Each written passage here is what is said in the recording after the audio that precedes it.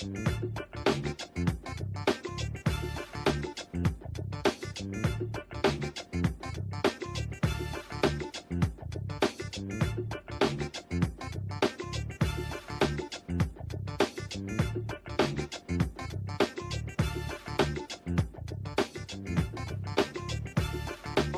Star Network is here.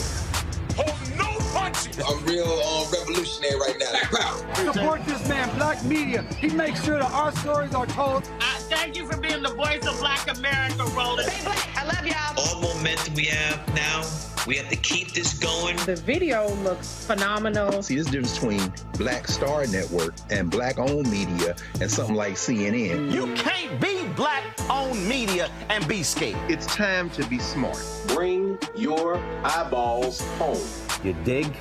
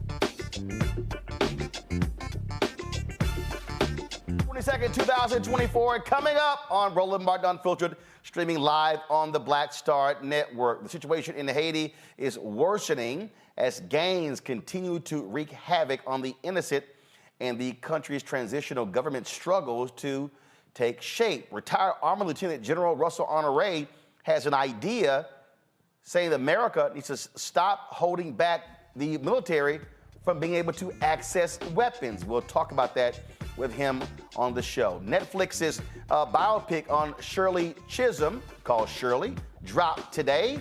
Tonight, you'll hear from Robert Gottlieb, a white man who worked on her presidential campaign, and we'll talk about what that was like and how he learned a whole lot working for Congresswoman Shirley Chisholm. Plus, we will hear from Congresswoman Barbara Lee, who also worked in that campaign, plus the producers of the movie, Raina King, and her sister, Oscar-winning actress Regina King.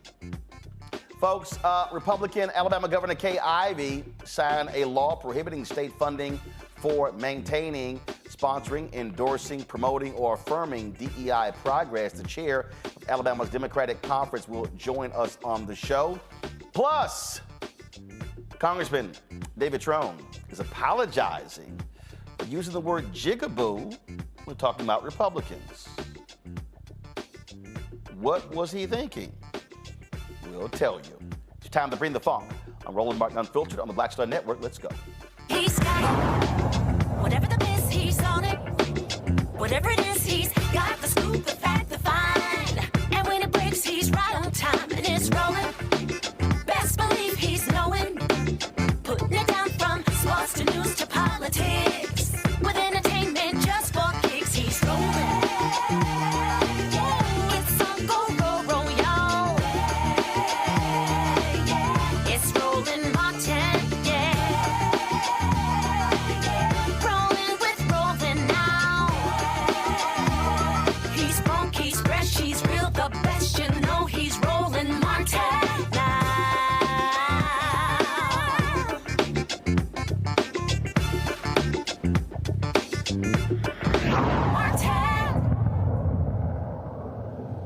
Well, Maryland Congressman David Trone, who is the front runner for the Democratic nomination for U.S. Senator in Maryland, is apologizing after he used a racial slur in a congressional hearing while talking to a black White House leader. This is what took place in Congress.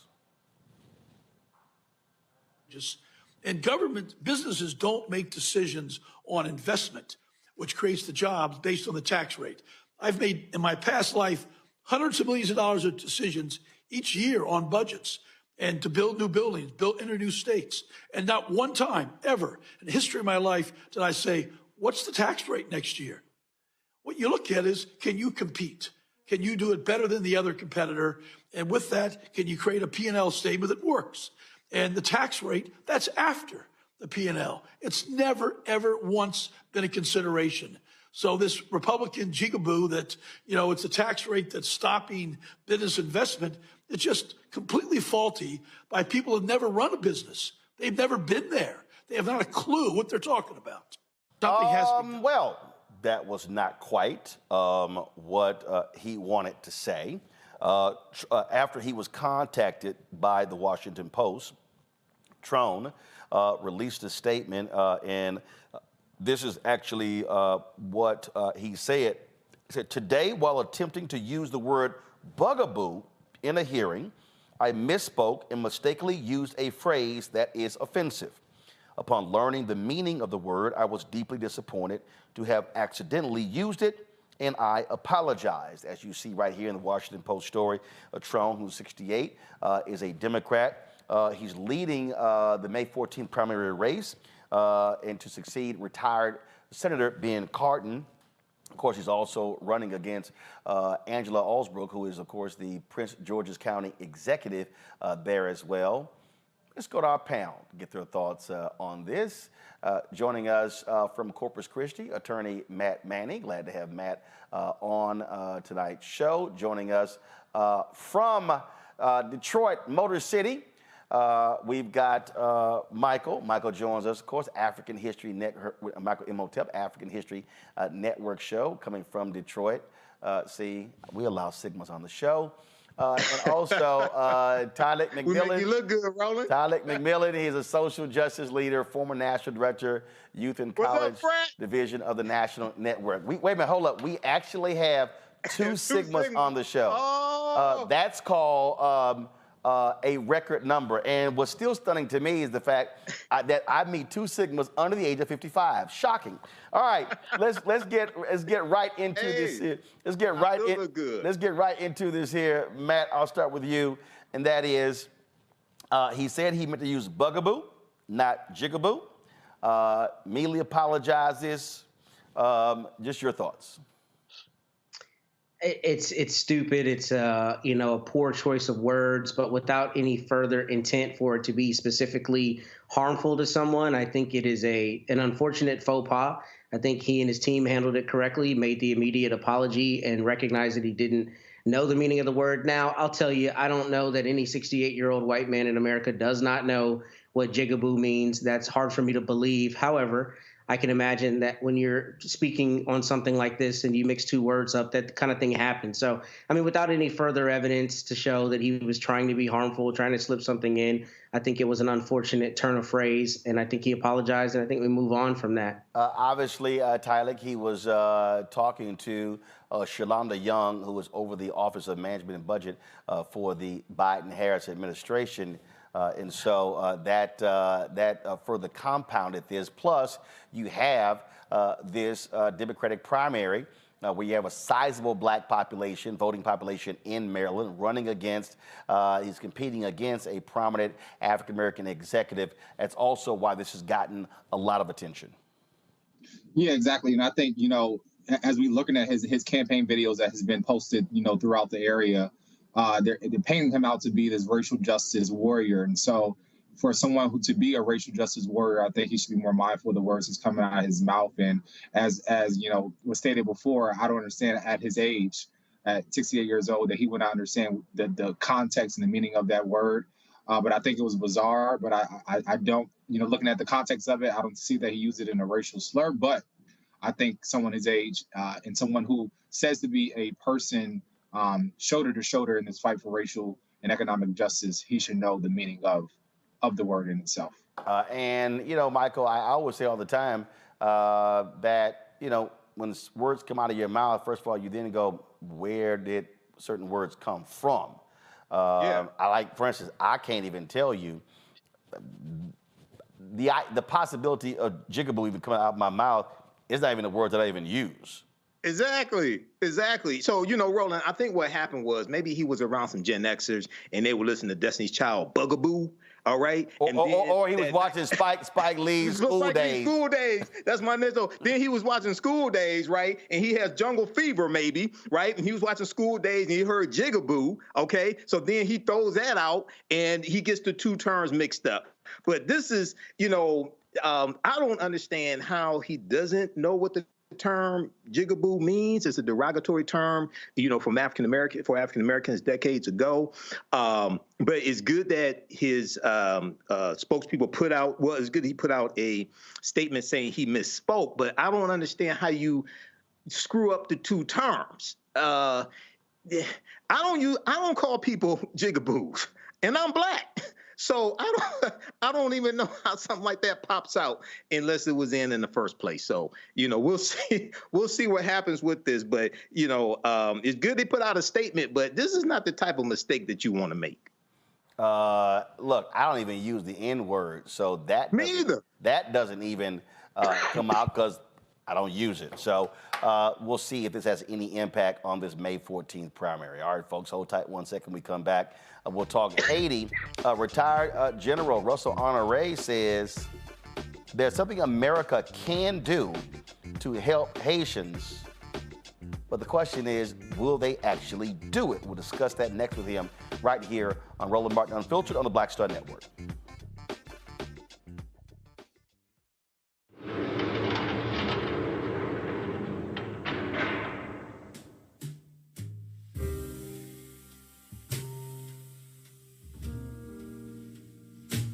You have the right to remain silent.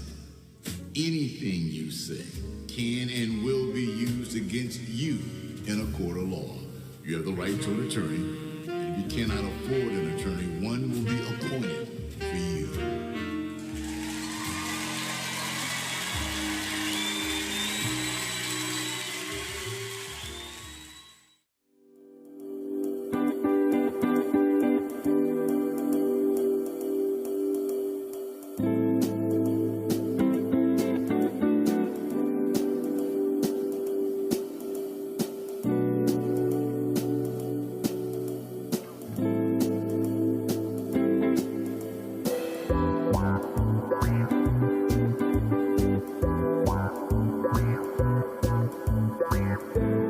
I am Tommy Davidson. I play Oscar on Proud Family, Louder and Prouder. Right now, I'm rolling with Roland Martin, unfiltered, uncut, unplugged, and undamn believable.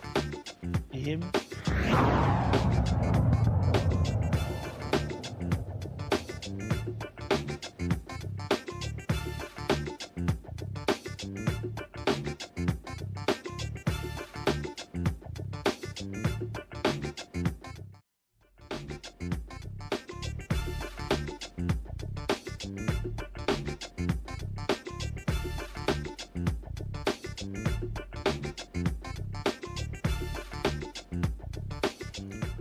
The situation in Haiti is getting worse day by day. The country's transitional government is struggling to take shape, and the island's powerful gains continue to make advances in the capital, Port-au-Prince. Almost half of Haiti's people are struggling to feed themselves, and several areas are literally close to famine.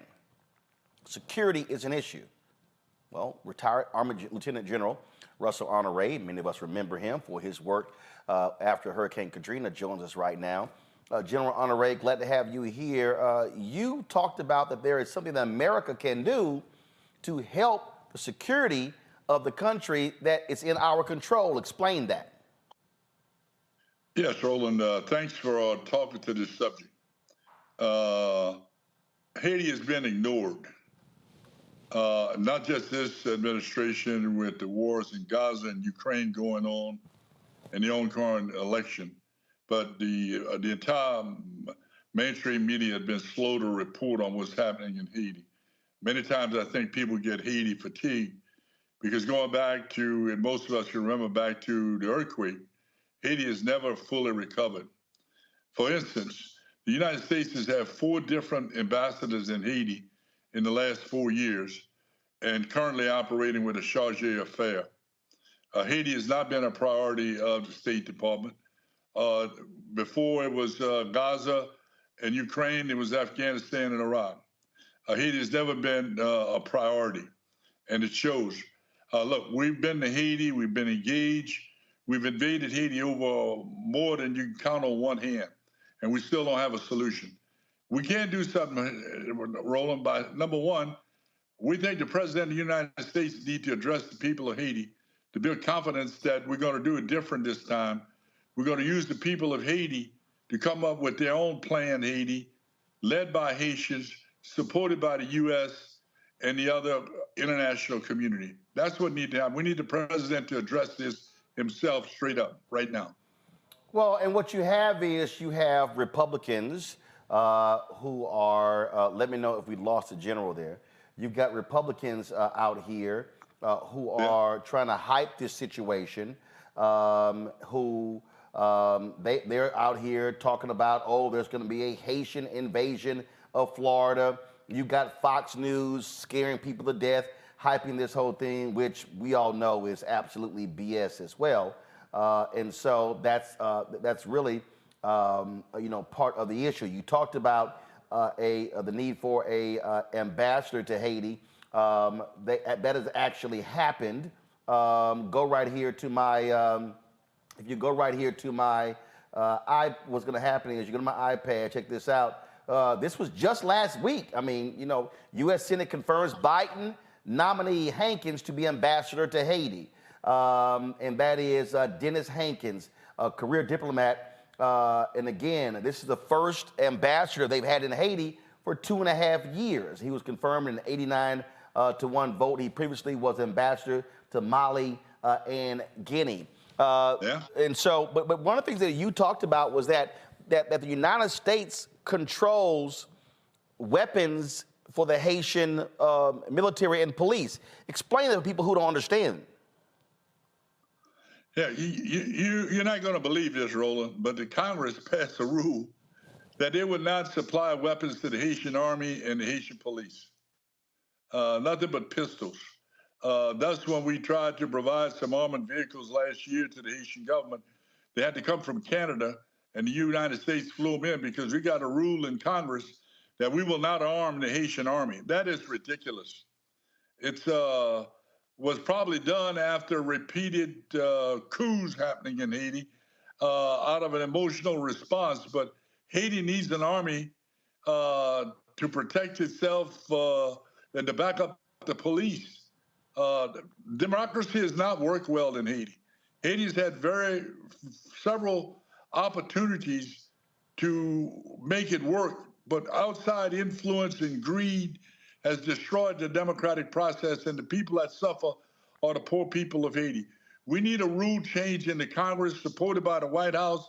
This is why the president needs to come out and explain to the American people what the hell's going on in Haiti and why is it so hard to get something there, because most of the people in Haiti are reluctant of us to send the Marines in again, like they were there for almost 10 years at one time, and they had the blue hat helmet UN soldiers there for over 10 years, and nothing improved.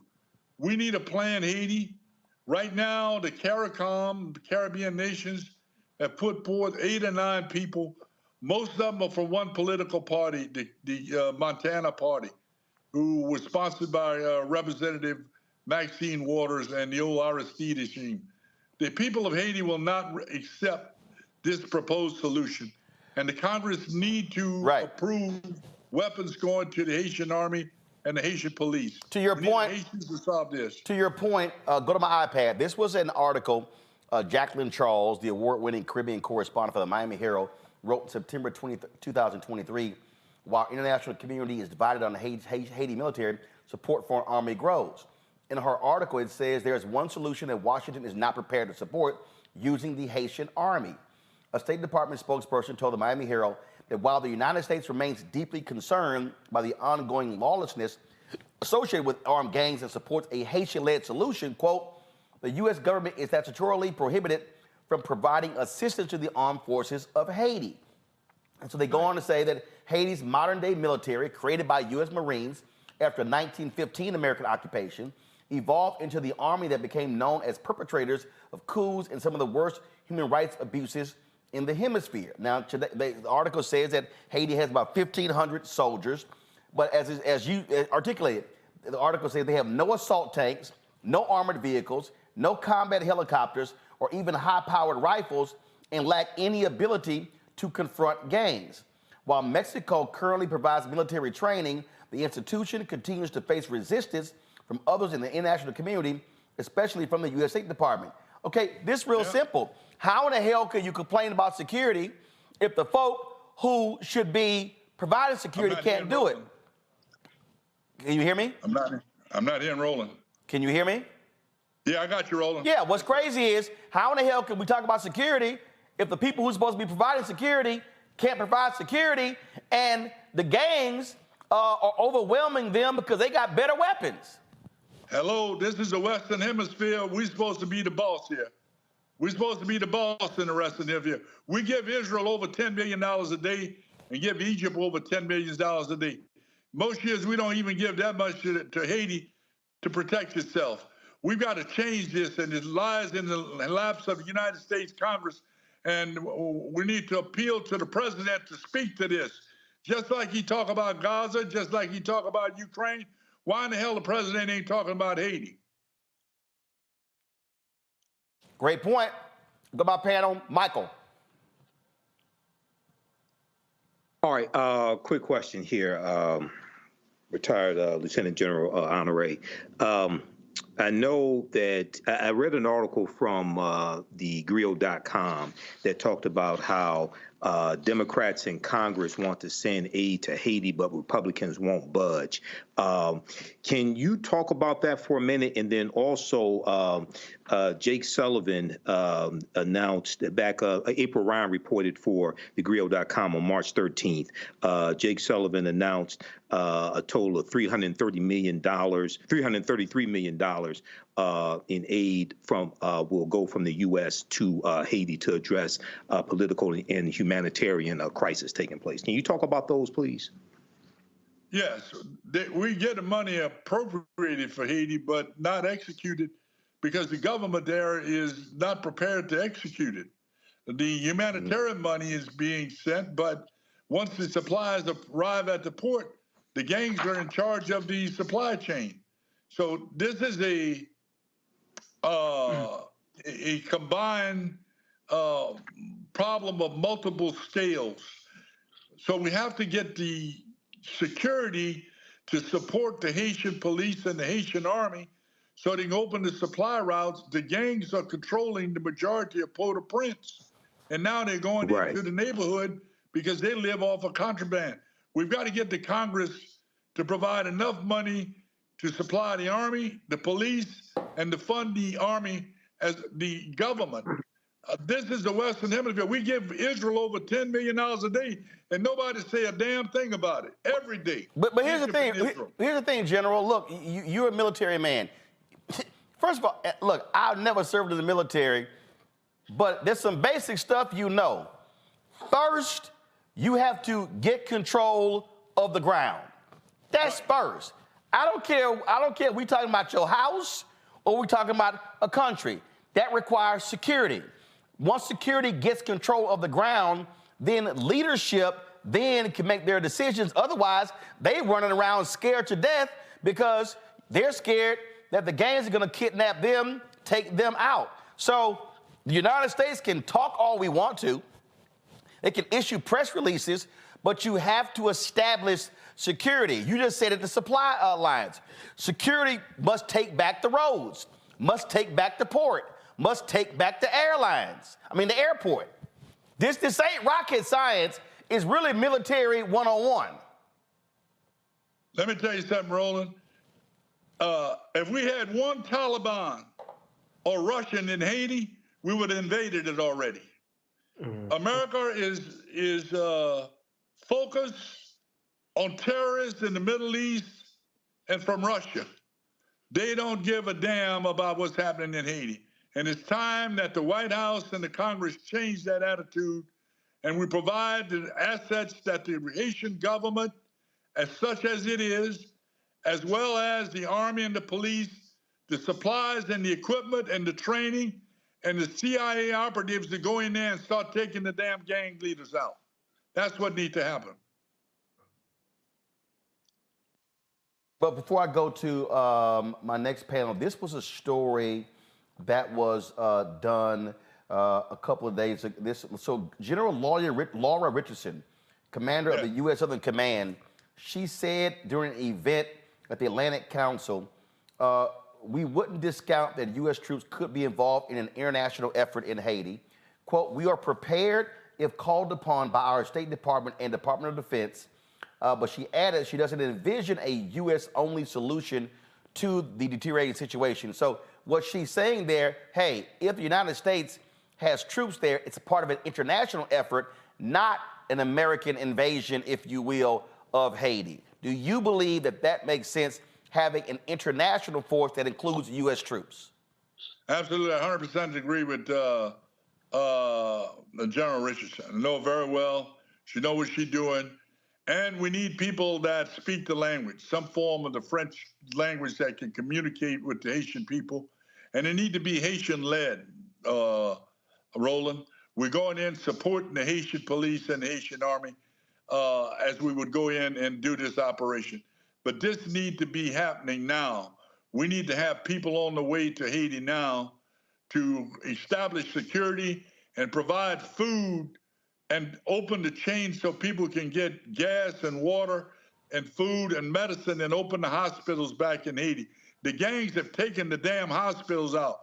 When this happened in Gaza, everybody get all pissy about it. is happening in Haiti every day. Hospitals taken down, food being stolen and or prevented from getting the people that need it. We need that same noise to be made about Haiti. Matt? They're people too. Matt? Yes, General Honoré, my question is kind of in the same vein. Is there a recent example of a circumstance where the United States sent in a security force to stabilize a region and then handed it over to the government that you can think of that would be, appropriate for an example of what we should be doing in this circumstance? Well, let me tell you that. We've been to Haiti about 5 times and left. We're still in South Korea over 60 years. We're still in Germany over 70 years. The places that we have been successful in making peace, we're still there. We went, we didn't leave. That should have been the case in Haiti with a cooperative standing up and supporting the government of Haiti, just like we supported the governments in Iraq and to a certain point in Afghanistan. We've never done that long term in Haiti. We've always gone in with the intention of hurry up, get in, and get the hell out. Because for obvious reasons, that's not a place a lot of Americans want to hang around. But Haiti has a lot to offer. They have the capacity to fill a lot of the needs we need in terms of skilled workers, and for us to invest economically. We invested in Taiwan, we invested in China, we invested in Vietnam. We've never made a substantial investment to help the economy of Haiti. Without an economy, this is what we end up with, is a contraband economy. We could do better than that, Roland. Absolutely. Tyler, go ahead, right ahead. No, I would say no. Thank you, General, for your service. I think, as you mentioned before, today and forever, we must listen to Haitians. Let Haitians tell the story. Let's engage with Haitian journalists. I think it's clear to point out, as you mentioned before, there has been close to almost 400,000 people being displaced from violence. And I would like to ask you, like, what do you think is the need outside, in addition to the resources of the federal government stopping deportations of Haitians from the United States back to Haiti as an importance as well? Well, one of the things we need to stop the exploitation of the Haitian workers. You know how much a person making in Haiti working in a garment factory? About $3 a day. Making shirts that sell in New York for $130 a day. And they stitch most of the baseballs that are used in the United States. That's a crying damn shame for American companies to go there and pay people, talking about a living wage. I'm talking about $3 a day, Roland, is the going living wage, is what they pay people in Haiti. We need to change that. There are no codes. We go to Haiti and we break every damn code. We are importing weapons into Haiti and giving to the gangs. The gangs have gotten out of control because of collaboration with some of the previous governments. And if we don't watch out, Aristide is going to be in charge of Haiti again. We know what happened the last time he was in there, Haiti. Roland. All right. General Honoré, we certainly appreciate it. Hopefully the White House will take your advice, and we will certainly be posting this, and I'm quite sure they will be hearing what you had to say. We hope to hear something this weekend from the president about Haiti. Gotcha. God bless Haiti. I appreciate it. Thanks so much, sir. Thank you. All right, folks, when we come back, a conversation about the late, great Congresswoman Shirley Chisholm and her 1972 presidential run from someone who was right there alongside of her. That's next, right here on Roland Martin Unfiltered on the Black Star Network. Support us in what we do, folks. Join our Bring the Funk fan club. The goal is to get 20,000 of our fans contributing on average $50 a year. That's $4.19 a month, 13 cents a day. You can send your check and money order to P.O. Box 57196, Washington, D.C., 20037-0196. Cash App, $RM Unfiltered. PayPal, Martin Unfiltered. Venmo is RM Unfiltered. Zelle, Roland at RolandSMartin.com. Roland at RolandMartinUnfiltered.com. We'll be right back.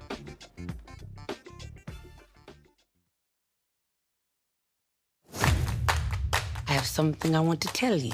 I am running for president. Of the United States? Holy.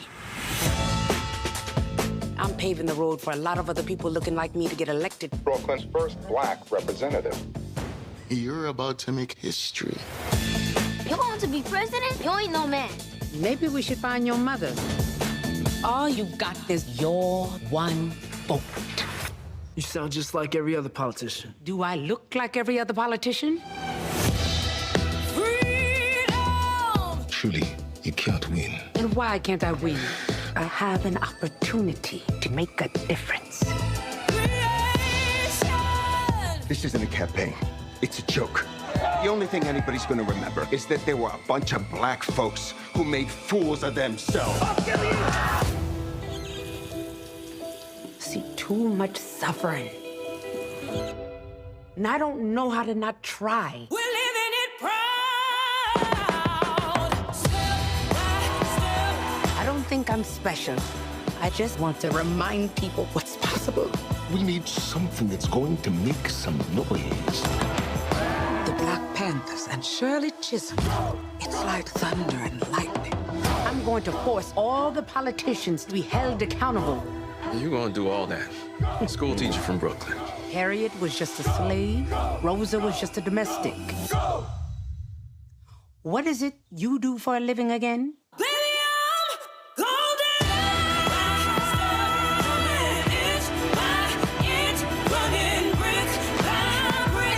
The people of America are watching us.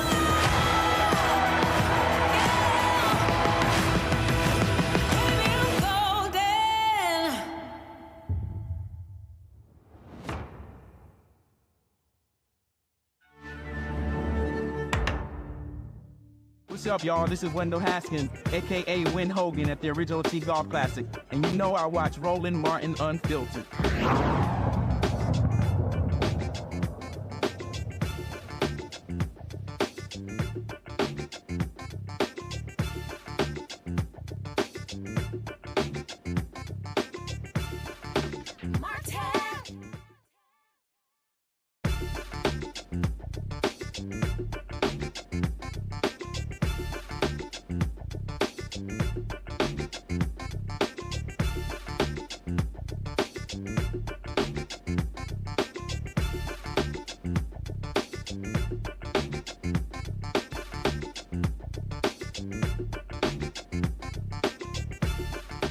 In 1972, Congresswoman Shirley Chisholm, who was only 3 years in Congress, she decided, you know what, I'm gonna run for president of the United States. Didn't have a lot of money, did not have a huge staff. Some say she had a ragtag bunch of young folks and volunteers who were with her trying to make this thing possible. And of course, she did make history, paving the way, of course, for future runs. Reverend Jesse Jackson, Sr., running in 1984, 1988, and of course, the successful run of then Senator Barack Obama in 2008. But what was it like to work on that campaign, to be a student working on that campaign, to be a white student working on that campaign, to be a white male student? Well, my next guest has insight because he was on that particular team. If you watch the Netflix movie, it's now available. I saw it Tuesday in Los Angeles, and he was at the premiere as well. We had the opportunity to meet. He has a significant role in the movie, and it was something that he did in the movie that even I wasn't aware of that involves media. We're gonna get to that. Joining us right now is attorney Robert Gottlieb. Robert, how you doing? Glad to have you on the show. Roland, it's good to see you. Thank you very much. So, so first and foremost, before we get talk about the campaign, just initially, just your thoughts on this story finally getting the big screen treatment. There was a documentary that was done on Shirley Chisholm that I covered that a few years ago, but this is different. This is a movie done on her, starring Regina King, directed by John Ridley. Roland, it has been surreal beyond belief. It's been too long. We're talking about a brave, courageous woman who had the guts as a black woman to run for president of the United States. The audacity of that woman. And it's taken really all these years for Mrs. C, as I called her, to receive the attention that she deserved, not only as an historic story. This isn't just to teach people the history. It's to ignite people. She always said she wanted to be a catalyst for change. She wanted to be the person that lit a fire, but lit a fire within the process, not to throw the bombs, not just rhetoric. She went inside.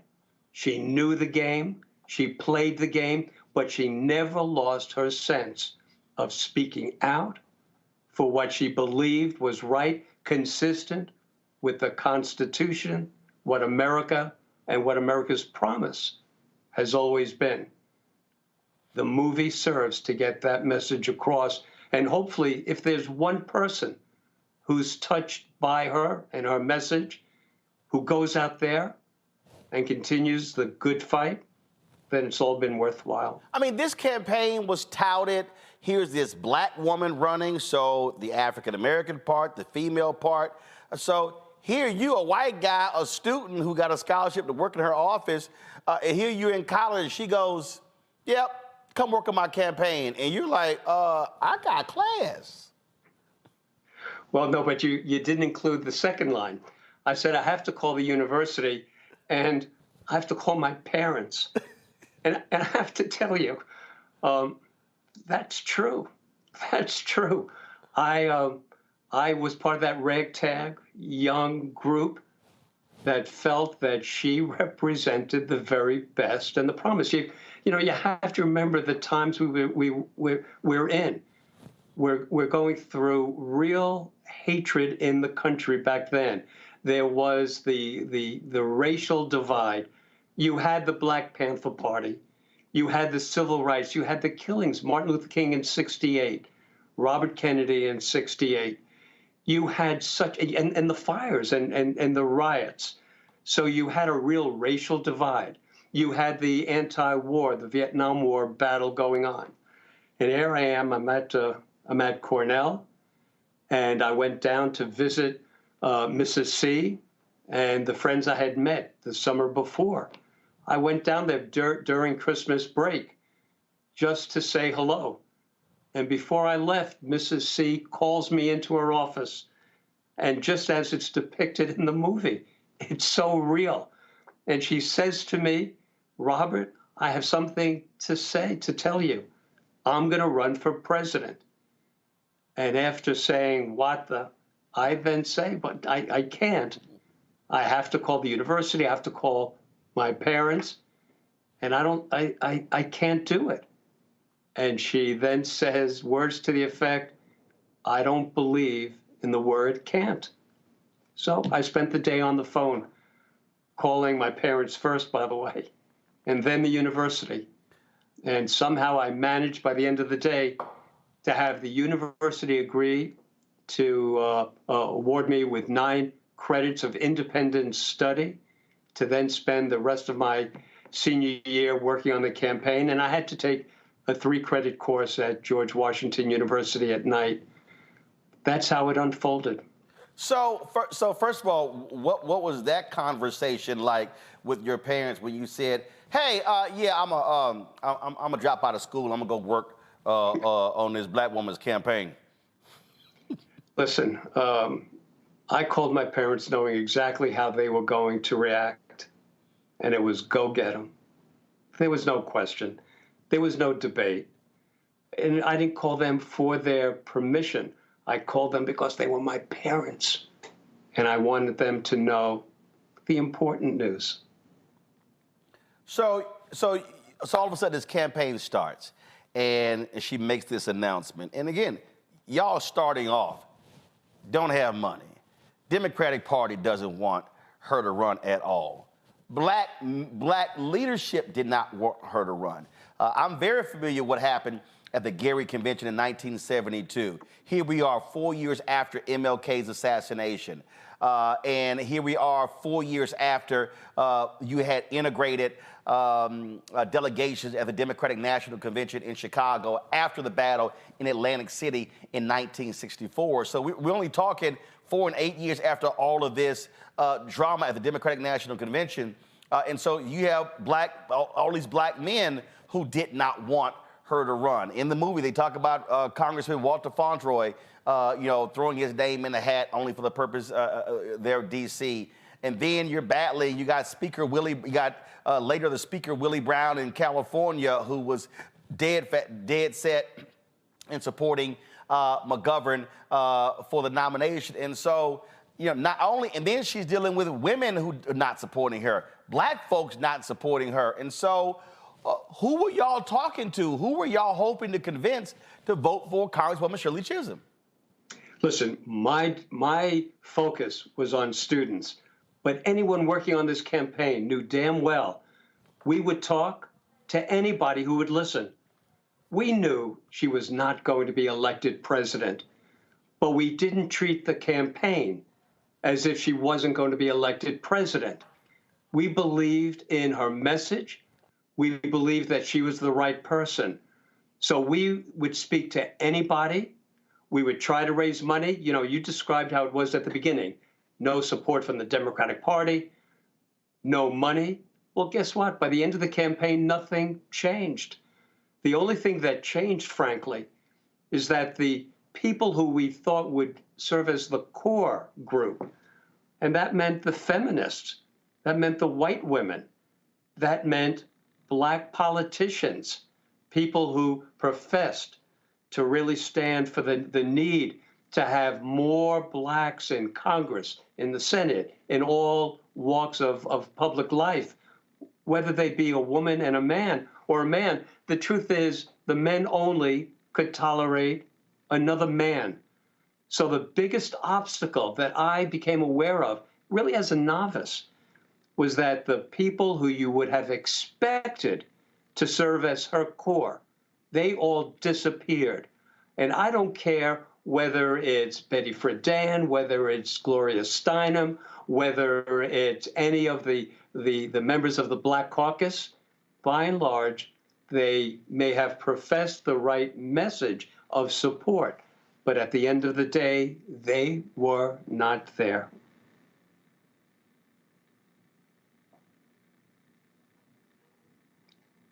All right. Now, I've lost the audio. So all of these people who were saying the right things were not doing the right things. So when this black woman stepped up, they were kind of like, what is wrong with her? What is she doing? Here is some of her announcement when she made the announcement when she went public in New York. Here it is.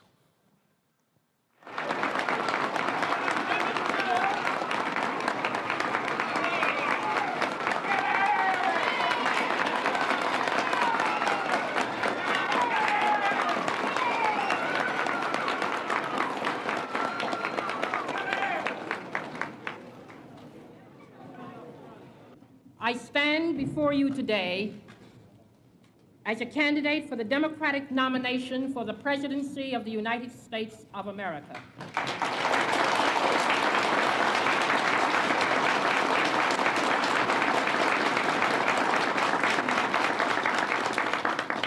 I am not the candidate of Black America, although I am Black and proud. I am not the candidate of the women's movement of this country, although I am a woman, and I'm equally proud of that. I am not the candidate of any political bosses or fat cats or special interests. I stand here now without endorsements from many big-name politicians or celebrities or any other kind of prop. I do not intend to offer to you the tired and glib cliches which for too long have been an accepted part of our political life. I am the candidate of the people of America.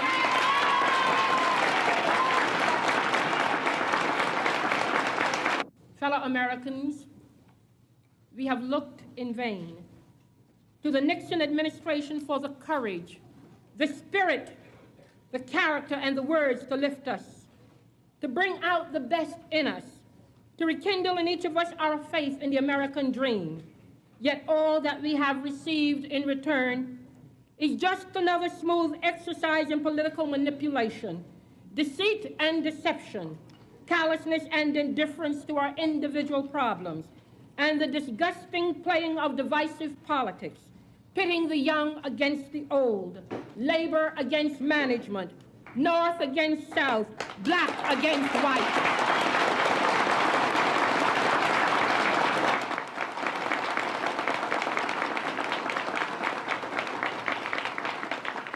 The abiding concern of this administration has been one of political expediency rather than the needs of man's nature.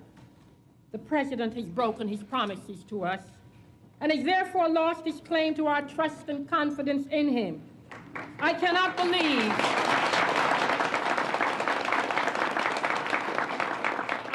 believe that this administration would have ever been elected 4 years ago if we had known then what we know today.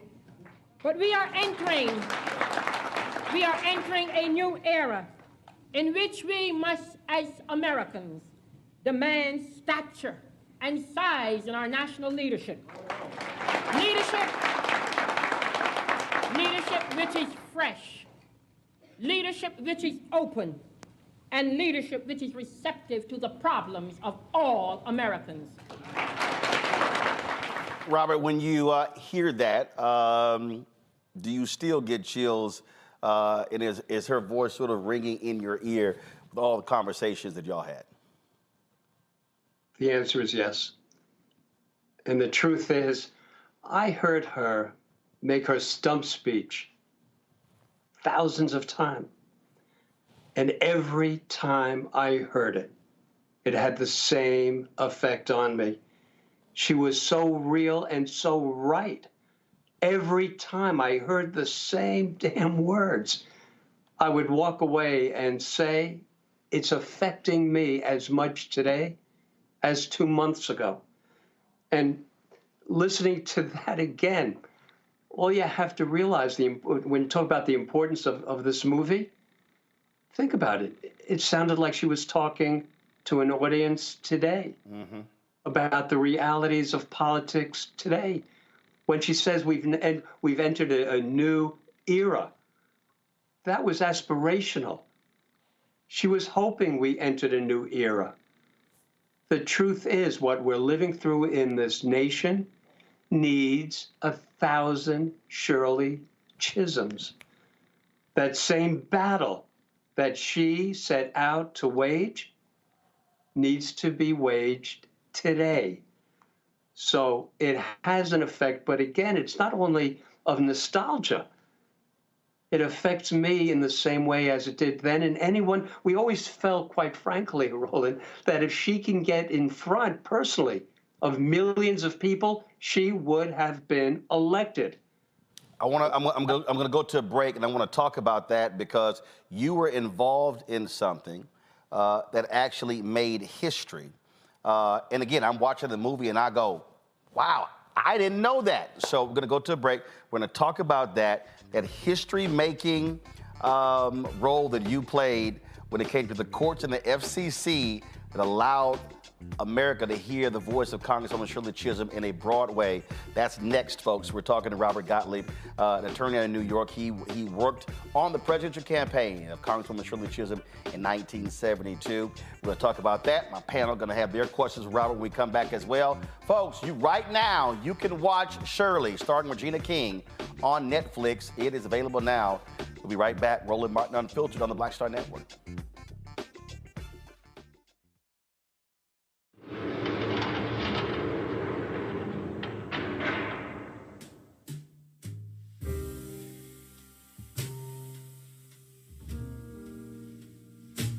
You have the right to remain silent. Anything you say can and will be used against you in a court of law. You have the right to an attorney, and if you cannot afford an attorney, one will be appointed for you.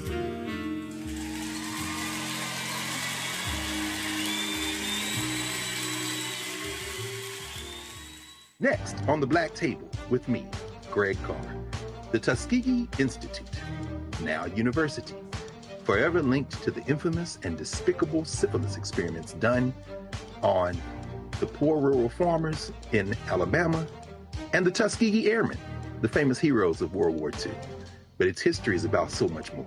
In his new book, The Tuskegee Student Uprising, author Brian Jones reveals a largely untold history, rich in radical activism and reform. Suddenly the students are meeting these folks whose lifestyle is very different from theirs, very rural, but they're seeing them lose family members. People in their family disappear. How Tuskegee became an epicenter for Black power.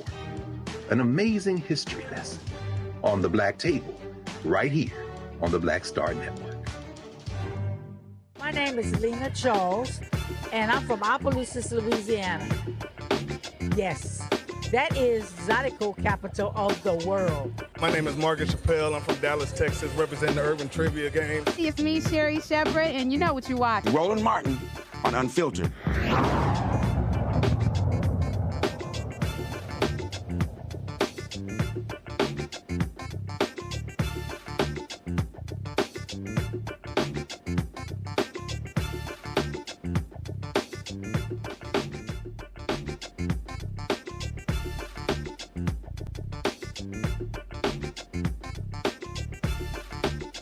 Gottlieb, a New York attorney who was a staffer, campaign staffer for Congresswoman Shirley Chisholm when she ran for president in 1972. So, Robert, I'm watching the movie, and then all of a sudden there's this scene where there was supposed to be debates, and the networks decided, hey, she doesn't qualify. And so she then said, let's sue. And y'all are broke, y'all ain't got no money.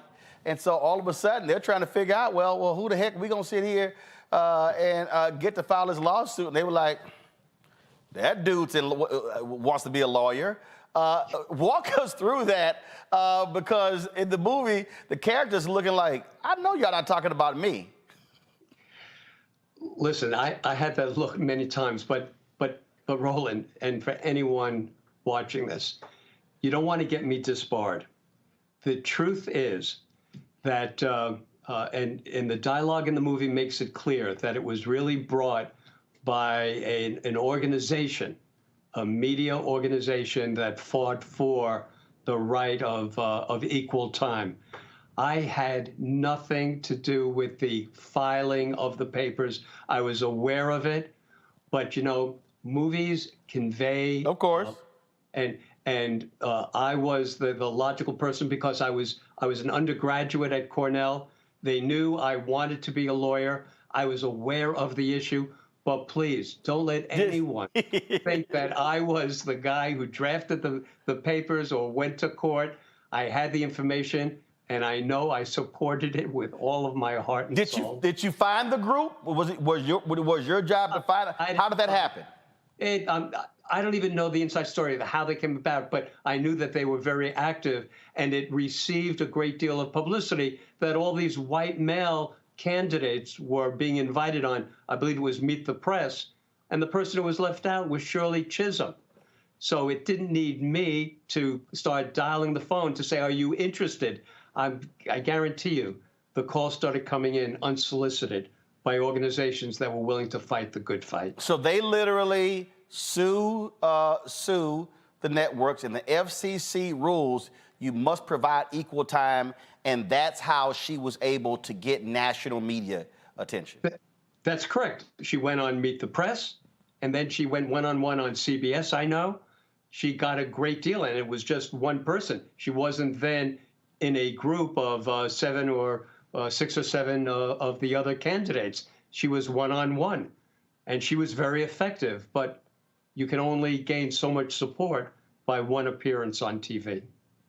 Wow. Questions for my panel. Tylik, you're the youngest one on the panel. You get to go first. I would just, I think the movie was just so amazing. I want to echo, I hear it saying like rooms are being made because of your audacity. Rooms are being made because of your audacity. And for the young folks that's out there watching, I think we should be inspired in generations to come. I think her message, echoes is intergenerational, is interracial. And her story is our story. And we're standing on the shoulders of Chisholms to be change makers, industry disruptors, fearless fighters. And I just want to thank you for your bravery, your audacity to have faith in this Black woman who has changed, history forever. You're a part of history. I'm grateful to have listened to this conversation and be a part of this. And I just want to say, like, what would your message be? What do you think Shirley Chisholm's message would be to young folks these days, especially as we're looking at, this election season, and folks who are just, very complacent and who don't want to be a part of, politics or government or, to be civically engaged. What do you think the message of Shirley Chisholm would be today to those young folks? Her message today, and by the way, I let me just say this first. I really thank you for commending me. But I have to tell you, I don't really deserve that. And I'm not just saying that out of some false sense of modesty. It was so natural. It was an opportunity to work for somebody who had the right message, which I'll then talk about in a second. And I didn't think at the time that I was doing anything special. I thought she was doing something special, and that's why I wanted to work with her. But at the time, it didn't take bravery on my part. It didn't take courage on my part any more than it would take courage to march in Washington against the Vietnam War or to support the black students at Cornell when they insisted on an African American studies program. We did what we had to do in order to implement what we believed this country was supposed to stand for. As far as what Mrs. C would say today, it would be the same thing as she said then. Don't just be angry about what you see. Don't just give rhetoric, because you're going to spend the rest of your life just angry and yelling about things. There's a way to stop what's happening in the country today. So young people, get off your video games, get off social media, get in the streets, march in the streets, organize, knock on every damn door. November is right around the corner. And there is no excuse.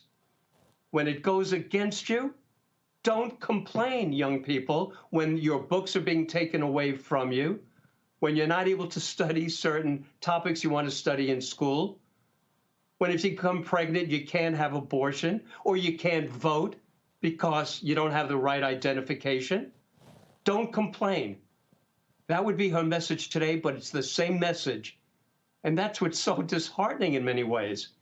We're reliving history, but it's real right now. Get off your backsides. Matt? So let me first say, I think the statute of limitations has run on any ethics complaint about you filing lawsuits. The lawyer on the panel would say that. You are hired. Thank you. I have one question and one comment. So the question is, what parallels do you see in the treatment of Black women in politics these days as it relates to your time with Mrs. C? Any improvements or any steps back in the current era as it relates to the treatment of Black women in politics and even just the credence that they're lent? And then the comment is, thank you for doing many years of criminal defense. I tell people that is quintessential lawyering, and I appreciate you having made a career of that kind of work. So thank you again. Thank you. By the way, I don't think that takes courage either. I think that's what our Constitution says I should be doing. As far as the politics today, just see the anger and the hatred that's directed against certain minority members of Congress. Anyone of color. Look at AOC. What she has to bear, it becomes very personal. There's a hatred, there's a resentment that I, just from the outside, I'm not involved in the inner workings of political campaigns now, but I see how they are treated and how they are attacked. So I think certainly just as a bystander, we have come a long way. Just look at the numbers.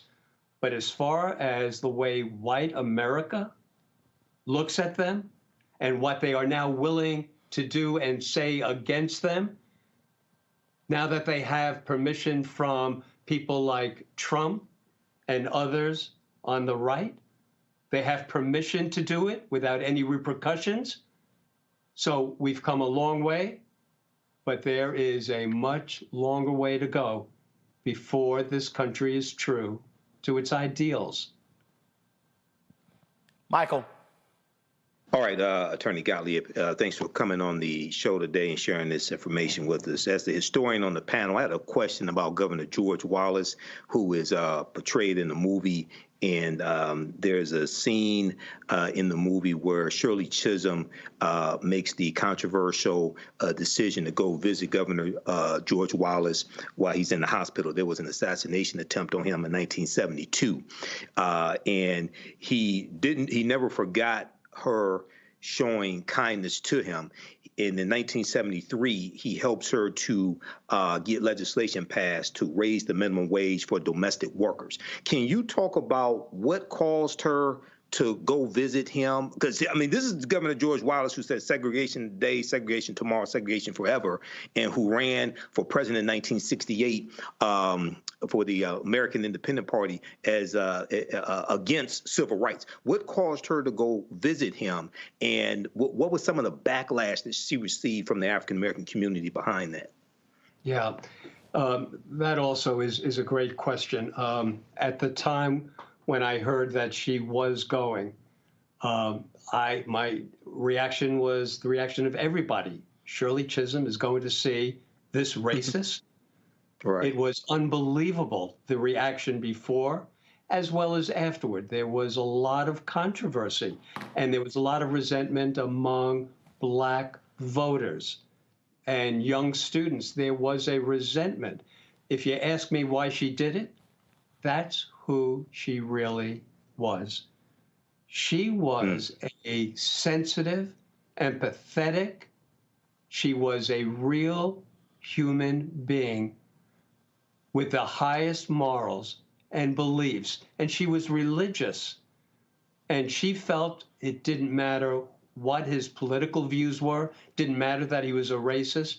He was gunned down. He was gunned down. He was getting a lot of attention. He was in a hospital bed. He was paralyzed. Right. That reflects everything anyone needs to know about her true and real character. Right. She also survived assassination attempts on her own life as well. That's right. There was, I recall hearing, I wasn't there, I was on the road, of the attempt on her life as well. Robert, last question for you. That is, so when you see the videos and when you see the movie, I mean, she is forceful, she is earnest, she is very clear. But was she funny? Was she lighthearted? Is there any particular thing or story you remember that still makes you laugh today?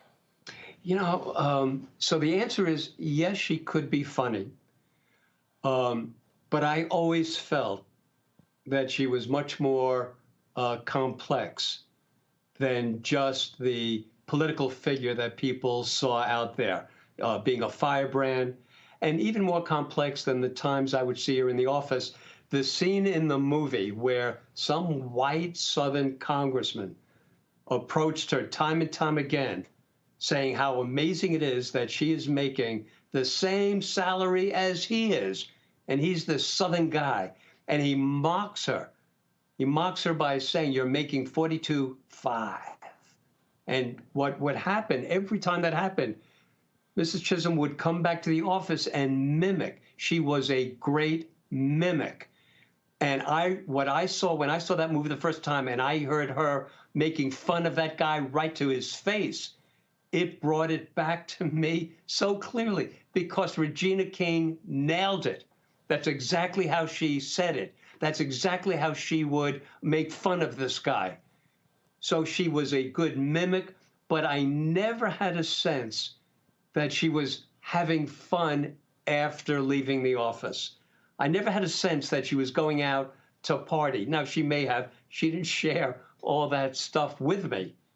But I felt she was so committed to what she was doing. While she was in the office, she certainly had times of being funny or telling a funny story. But that was so overshadowed by her real persona, which was standing up for what's right. But what people should have to understand is that she knew how to play the game. So she, in committee meetings, and I attended some of those committee meetings when I was a summer intern, she went to committee meetings with Wilbur Mills, other Southern members of Congress, who until then had never seen a black woman, certainly in political office. And she managed to work with them. And that was a lesson which I know had an impact on me. Even the people who you personally detest, if they have the power, she understood how to wield her power by getting some incremental change. It was important for her to accomplish that. And she did accomplish it in many ways.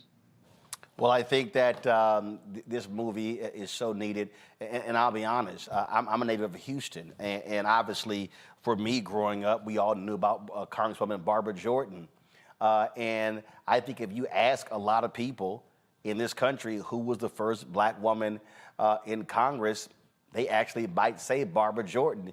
So in many ways, Congresswoman Shirley Chisholm was overshadowed all of these years by the oratory of Congresswoman Jordan. She was on the Watergate panel, but the reality is the first black woman in Congress in American history was Congresswoman Shirley Chisholm. Robert, final thoughts. I appreciate that she invited me. I really do. It's good seeing you again. And I think her message that you're getting out there and that the movie will get out there, it's worth everything, certainly, I've ever done. And she can really have a major impact as we move forward. Well, absolutely. Robert Gottlieb, I appreciate it. Thank you for joining us and appreciate your insight into the late, great Congresswoman Shirley Chisholm. Thank you, Roland. Thanks a lot. Folks, again, Shirley is airing right now on Netflix. You can check it out. A little bit later in the show, we're going to share with you more of what we got from the red carpet on Tuesday, including Congresswoman Barbara Lee, who worked on that same presidential campaign with Shirley Chisholm. Plus, you will hear from Raina King, the producer of the movie, the sister Regina King, and Regina King, who starred as Shirley. It took them 15 years to get this movie made. Coming up next, we'll talk with the top leader of the Alabama Democratic Party regarding Republican Governor Kay Ivey signing her anti-DEI bill in the state. Yeah, but they sure as hell don't mind DEI Saturdays racing up and down the football field. You're watching Roland Martin Unfiltered on the Black Star Network. I have something I want to tell you. I am running for president. Of the United States? Holy. I'm paving the road for a lot of other people looking like me to get elected. Brooklyn's first black representative. You're about to make history. You want to be president? You ain't no man. Maybe we should find your mother. All you got is your one vote. You sound just like every other politician. Do I look like every other politician? Truly, you can't win. And why can't I win? I have an opportunity to make a difference. This isn't a campaign. It's a joke. The only thing anybody's going to remember is that there were a bunch of black folks who made fools of themselves. See too much suffering.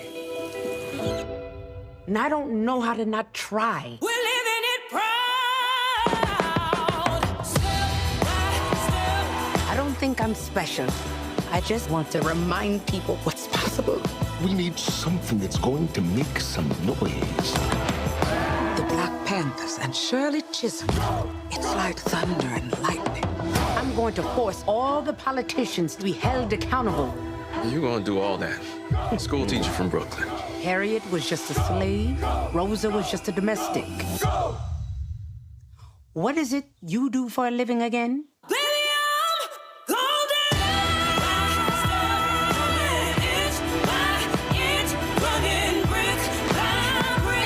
The people of America are watching us.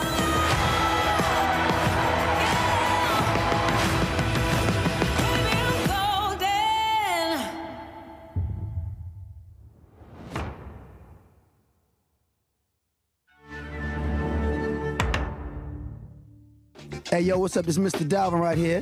What's up? This is KC. Sitting here representing the JODECI, that's Jodeci, right here on Roland Martin Unfiltered.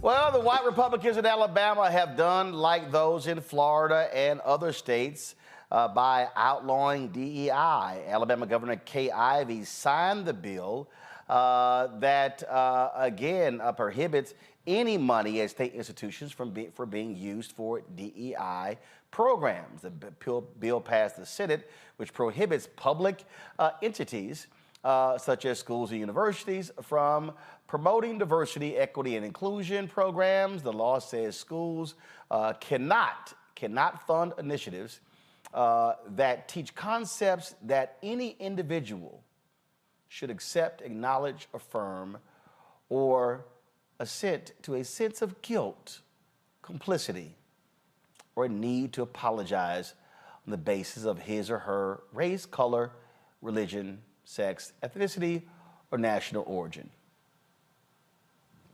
This is Alabama, y'all. Alabama. The law takes effect October 1st.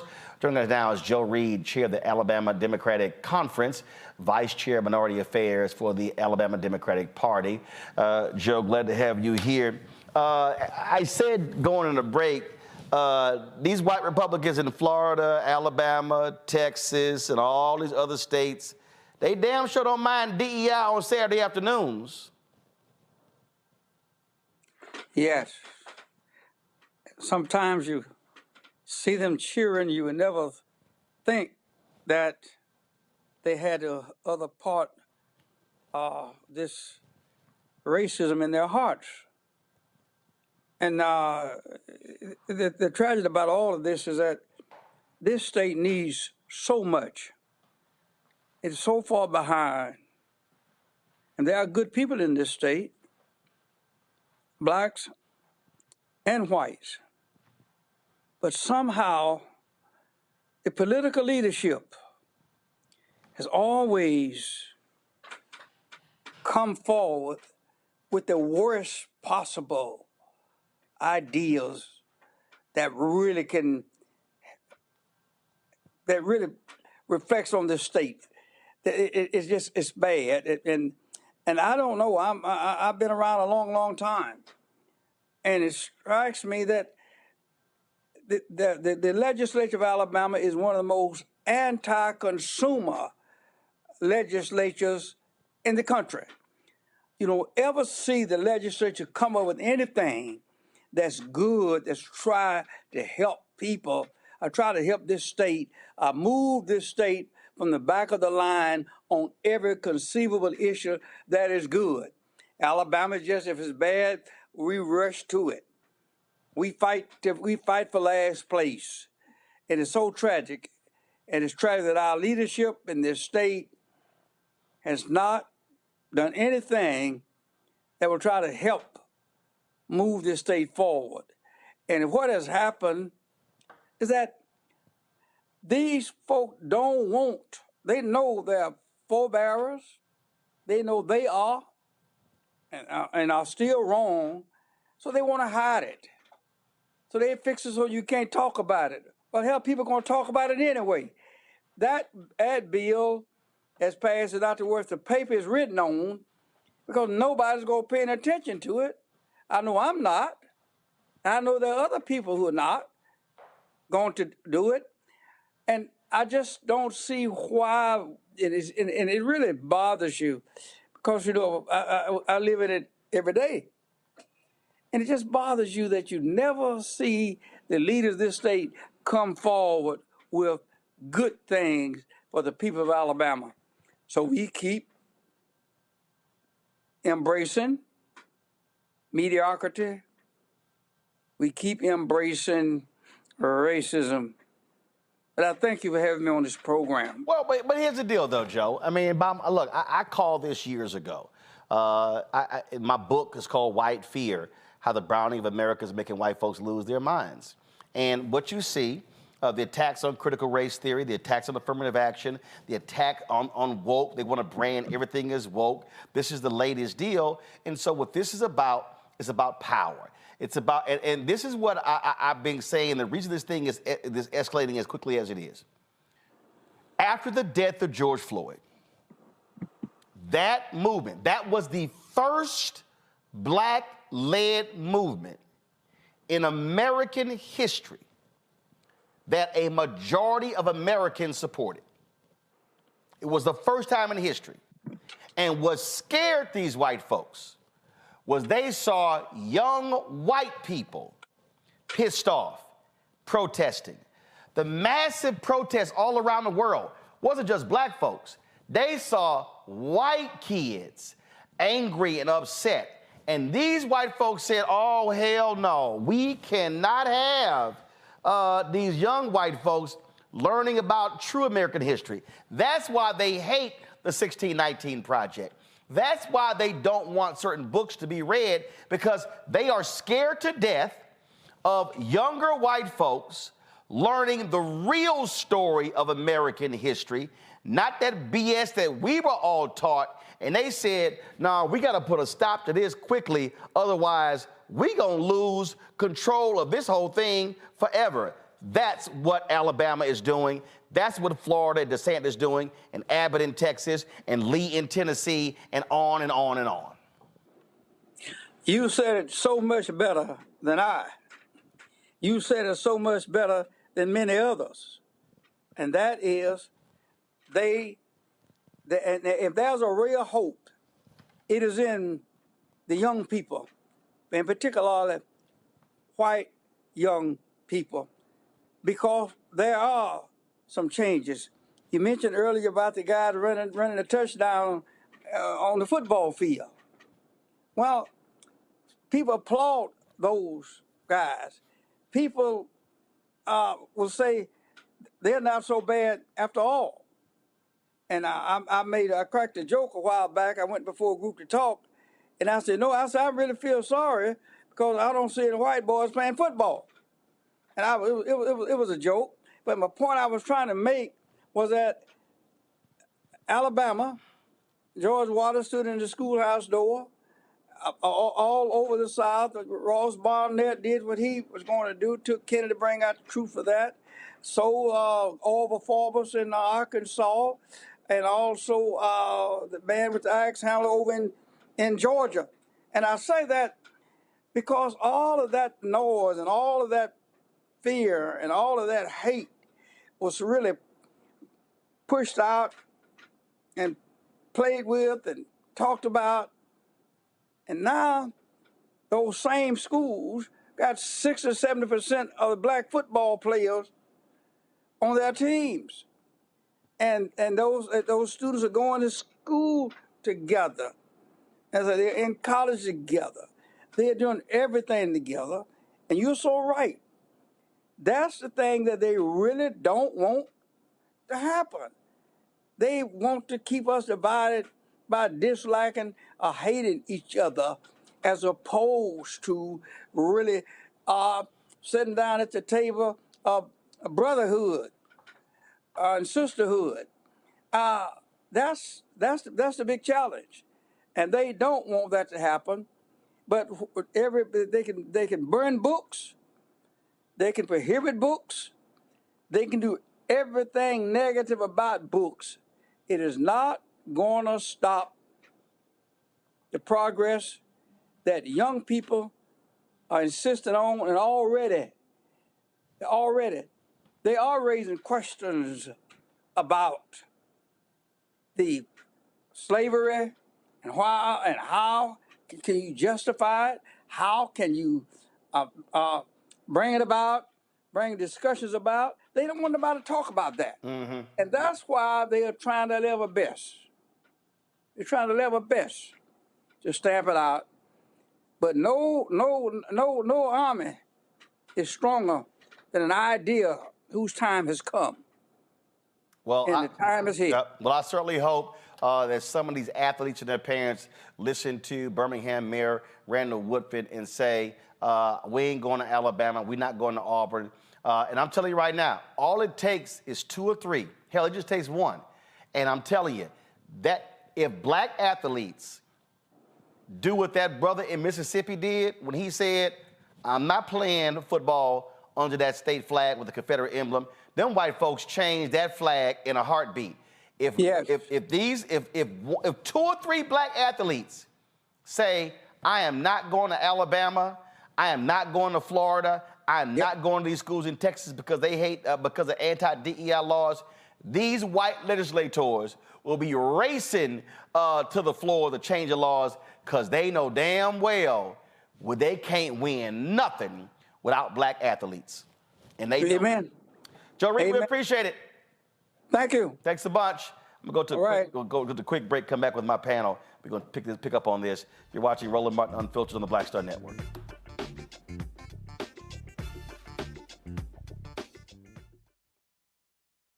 Terry and I, we couldn't play in the white clubs in Minnesota. It felt like such a, strength through adversity type moment that I think black people just have to go through. We have to figure it out. We make lemons out of lemonade. But there's a reason we rented a ballroom, did our own show, promoted it, got like 1,500 people to come out. Clubs were sitting empty. They were like, where's everybody at? And I said, they're down watching the band you wouldn't hire. So it taught us not only that we had the talent of musicians, but we also had to have the talent of entrepreneurship.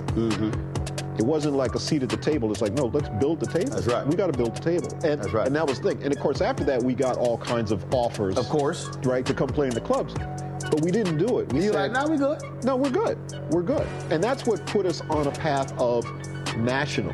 And of course, when Prince made it, then it was like, okay, we see it can be done.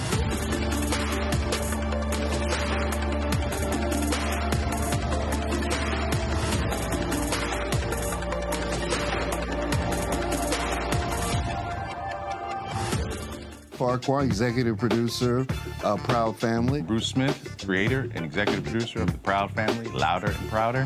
And you're watching Roland Martin Unfiltered.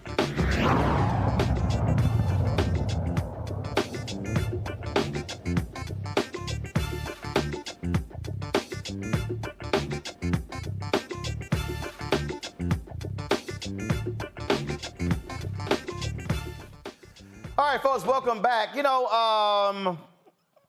I was somewhat disappointed, Michael, that after Mayor Randall Woodfin made his call, other politicians did not join him. And just like I was disappointed that other pro athletes, even those retired, who didn't go pro, who played college ball in Florida, didn't step up and join Emmitt Smith when he blasted Florida, their anti-DEI. And it was the same when I called out Texas A&M for their treatment of Kathleen McElroy, journalism professor. And I said the same thing. And a lot of former athletes at Texas A&M, I got a call from some, but they didn't go public. They didn't say anything. Right. And what these black politicians and black athletes must understand is silence don't help nobody. And if some black athletes had said, I'm standing with Emmitt, I agree. And then it builds and builds.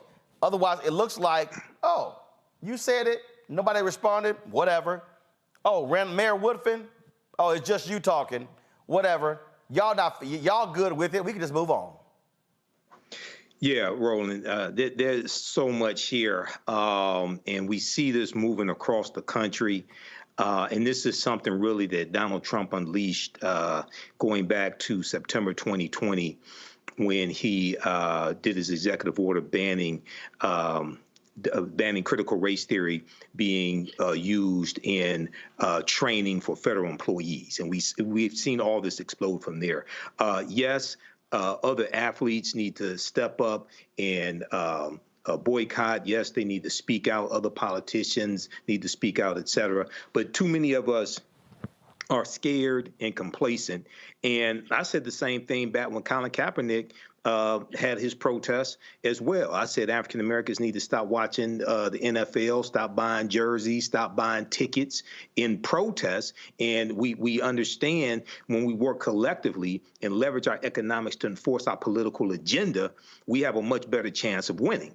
So one of the things that I would say that needs to take place in Alabama, if it hasn't already taken place, is one, we saw in Florida, we saw hundreds of black churches started teaching African American history inside the churches as a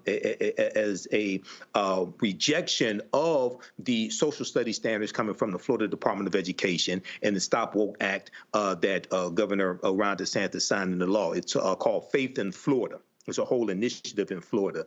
Two, I would say if I was African Americans in Alabama, I would say, okay, Governor Kay Ivey, you're against divisive concepts being taught. Well, teaching about George Washington in school is divisive because he owned 318 slaves. Teaching about Thomas Jefferson is divisive because he raped Sally Hemings and he owned collectively 600 slaves in his lifetime. Teaching about Andrew Jackson is divisive because he signed the Indian Removal Act of 1830, which forced Native Americans on the Trail of Tears into Oklahoma, and 1/3 of the people with them were African Americans. So I will flip them on them and talk about all these other things that you're teaching that are divisive and attack them that way as well. So we need to fight back. You know, Matt, yesterday, Michael Harrod of The Root said that if you actually take this law, you could literally apply it to football because the NCAA requires DEI programs, and Alabama is an NCAA school. He said it would be great if somebody actually filed a lawsuit on that behalf. He said, and that would really shake them up. He said, because the NCAA literally requires it. And he said, and this law is counter to that NCAA requirement. I said, sound like a good idea to me. I think that would be brilliant. And it's funny because that's exactly what I wanted to opine on as it relates to this situation in particular. I think what we need to do is clog the courts. I think the law is patently unconstitutional. The fact that they write something as vague as divisive concepts as it relates to race and sex and other things, that doesn't give any rubric for what is considered permissible under the law and what's not permissible under the law. And the same thing happened here in Texas when they passed their anti-DEI law. So I think what needs to happen is, and I'm hoping somebody walks into my office one day with this exact complaint so I can file the suit. But frankly, what needs to happen is somebody needs to say, look, my children have a right under the 14th Amendment to an equal teaching of not only true history, but their own history. The idea that some contingent of students, a very large contingent of students, will be taught an abridged version of history that applies to them, to me, seems to run afoul of the 14th Amendment and equal protection just per se. And I think the problem is these legislatures have run roughshod over the Constitution, despite being the people who usually crow about it. And when somebody files a lawsuit, I think it would be borne out that these are just not constitutionally written and they don't pass constitutional muster. Now, the obvious problem is when you have conservative courts that are reviewing that, you can't have any hope that the Fifth Circuit, or I guess in this circumstance, the 11th Circuit, is going to do the right thing necessarily in construing the law. But that to me seems to be the way to attack this, because these laws are clearly political rhetoric. They are not actually laws that are written well, and they're not laws that provide any permissible basis of what you can do and what you can't do. So I think that's a genius idea, because as you mentioned from the beginning, the reality is nobody has any problem with DEI when it relates to sports, when it relates to anything that they get enjoyment from. But when it comes to something that makes them feel bad, i.e. the true history that shows a history of abuses and injurious actions by white people against black people and people of other races, then it now becomes a problem. And I think that lawsuit would be genius, because it would force them to recognize that you're okay with black people in one context and you have a problem in another context, and that doesn't comport with this idea that you're anti-DEI, particularly if the NCAA, requires that, because you want to see them run down the football field at Tuscaloosa, and this would make it hard for that to happen. Tyler. Yeah, I would say, they don't care about your diversity, but want you to run a ball. They don't care about your equity, so they keep you from voting and having access to the ballot. They don't care about your inclusion. So they block history books and ban books. I think it ignores the systemic inequalities and historical disadvantages that played in this country, telling the true history of what's happened in this country. What we see happening from Governor Ivey is an agenda of white supremacy. She's an agent of white supremacy and trying to take us back. But, we must do all we can to organize and strategize, whether that's in the courts, in the streets, to really fight this off.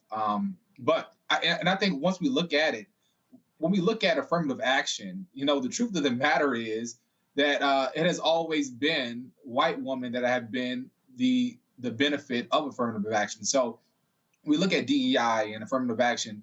She's only taking back the privileges that got her to where she is right now, outside of her own privilege of whiteness. But it's an agent of white supremacy, and they're trying to take us back to a time, and we must do all we can to keep the fight up. Absolutely, that's what we must do. First of all, Michael, Tylik, and Matt, thank you for joining us on today's show. Certainly appreciate it. Thanks a bunch, gentlemen. Folks, when we come back, Congresswoman Barbara Lee from the red carpet of Shirley. We'll also hear from Regina King talking about how hard it was to get this movie made. You're watching Roland Martin Unfiltered on the Black Star Network. Next on the Black Table with me, Greg Carr, the Tuskegee Institute, now university, forever linked to the infamous and despicable syphilis experiments done on the poor rural farmers in Alabama and the Tuskegee Airmen, the famous heroes of World War II. But its history is about so much more. In his new book, The Tuskegee Student Uprising, author Brian Jones reveals a largely untold history, rich in radical activism and reform. Suddenly the students are meeting these folks whose lifestyle is very different from theirs, very rural, but they're seeing them lose family members. People in their family disappear. How Tuskegee became an epicenter for Black power. An amazing history lesson on the Black Table, right here on the Black Star Network.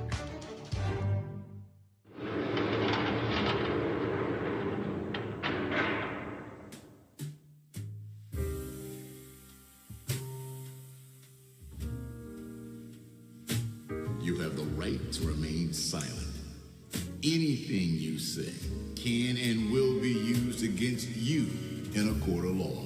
You have the right to an attorney, and if you cannot afford an attorney, one will be appointed for you.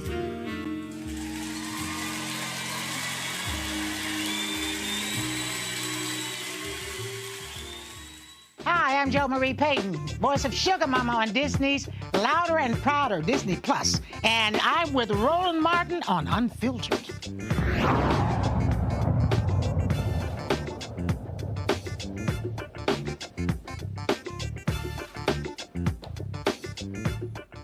She is a sitting member of Congress, Barbara Lee. She ran for the United States Senate in California, but she got her start working on the presidential campaign of Congresswoman Shirley Chisholm in 1972. I was in Los Angeles on Tuesday for the red carpet of the Netflix movie Shirley, starring Regina King, directed by John Ridley, and got an opportunity to chat with Congresswoman Barbara Lee.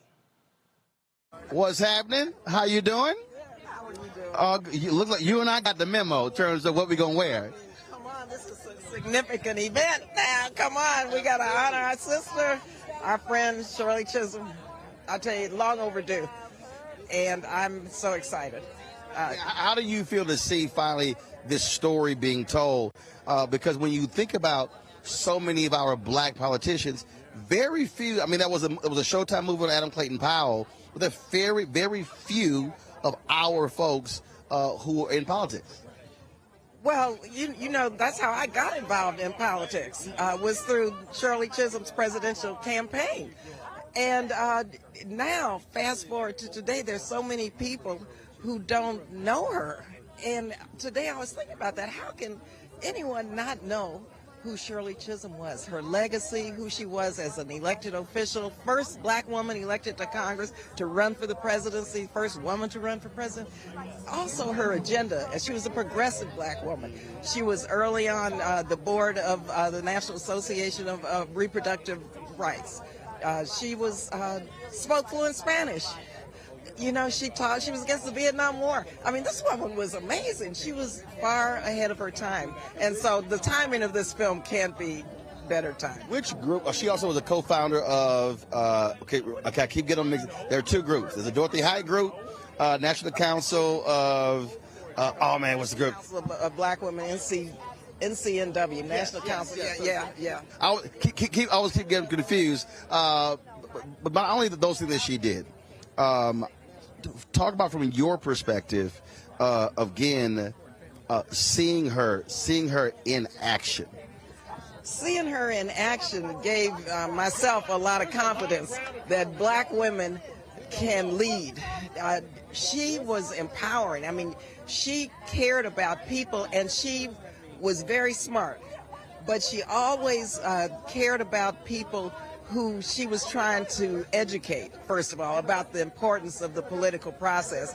And she was a very sensitive woman, though, and I've seen her behind closed doors when she cried a lot. She was very vulnerable in many respects. So she demonstrated that tough love and that brilliance. But she was a very compassionate and passionate and sensitive woman. I reminded somebody earlier, I was telling the audience that that 1972 convention in Gary, a lot of folks don't realize they were not embracing her. They were trying to draft a man to run. I was there, and let me tell you, I was there trying to get Shirley Chisholm the endorsement, and I'll never forget the difficulties we had. And so for some reason, my sister and I decided we were going to get some T-shirts, and we wore them on the floor of the convention, and Jet Magazine took a picture of us and said, "Get your S together." And it was a Jet, and that was the point. We wanted people to come out of that convention, these delegates, supporting Shirley Chisholm. So here you at this black political convention. You were 4 years removed from King's assassination, and here you have these black men who don't want to support their sister, and she'd already announced. Yeah, and it was just, to me, I couldn't quite understand it, because she was the first black woman elected to Congress, so she knew what she was doing. She had more experience, first of all, than anybody at that convention. And secondly, she wanted to unify the black community and unify people in this country who were shut out. And she understood what coalition politics was. And she understood, though, that we had to be black and proud and unbought and unbossed in order to bring people along to have a larger multiracial, multi-generational coalition. And so she knew, though, in the film, I think, kind of shows that interaction, what the deal was.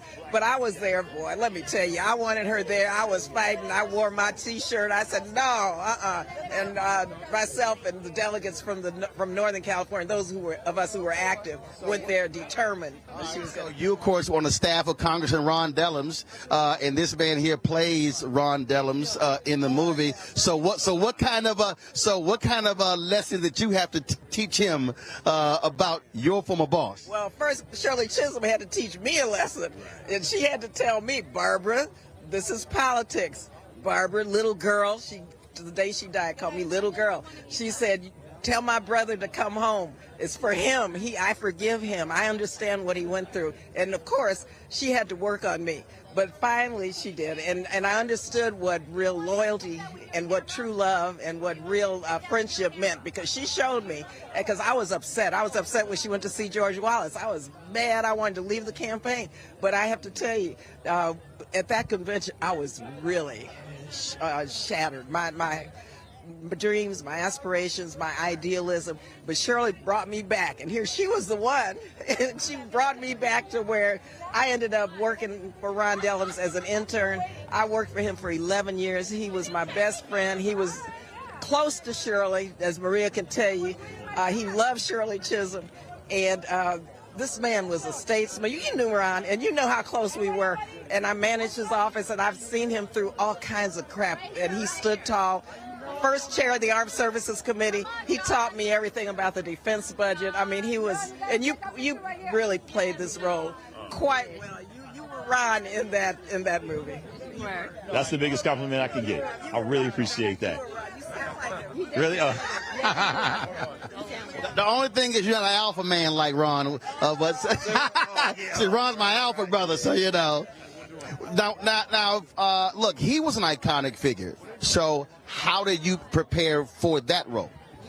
Well, I mean, like you said, he was an iconic figure, so there was so much footage to kind of reach from. I started with his book, and then from there, I just started looking up stuff and seeing speeches and videos of his, interviews of his, and I mean, it's a wonderful journey because Ron is an incredible guy. And so to go down that rabbit hole, so to speak, and really like listen to him speak and watch him develop as a speaker over years and years and years, it was like going back to college. He never used a note when Ron spoke. Ron would, and I remember one time he wanted me to represent him at a conference in Mexico, in I think it was Ciudad de Mexico. And I said, no, I can't do that, Ron. I can't represent you and speak at this major conference. I think Angela Davis was there. He said, why not? And he sat me down in his office. He said, look, you know more than what the audience knows. This is what you have to do. This is just how you think about that. He said, and relax. He said,